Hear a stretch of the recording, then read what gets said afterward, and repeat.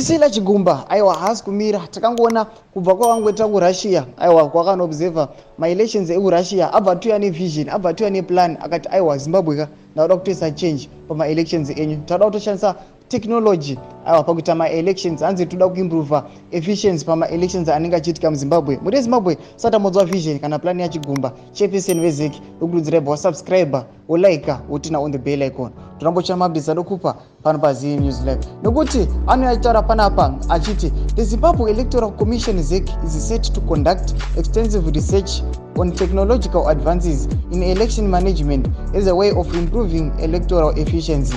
The ZEC chairperson, Justice Priscilla Chigumba, says one of the key priority areas that the electoral body will focus on is the use of technology in elections as the commission moves to improve the electoral process. No mashoko ari kuyatoka pana Chigumba chiti aiwa tauda kumboshandisa technology hanzi toda kuimprova efficiency. Efficiency yavoda kuimprova ndeipi? Noti nomboona kuti ZEC sevanozemaziva munongoita ZEC inoakidzwa kuti aiwa ZEC iri most corrupt. Saka chimbofungai kuti kana paane technology zvinenge zvamira sei. Aiwa muri Zimbabwe ndomafungiro ari kungoita vanhu aya. Chimbotiudzai kuti nemo mafungiro enyu munoti kudii panhau. Aiwa plan iri kutaurwa pana Chigumba kuti aiwa tauda kushandisa technology maelections edu.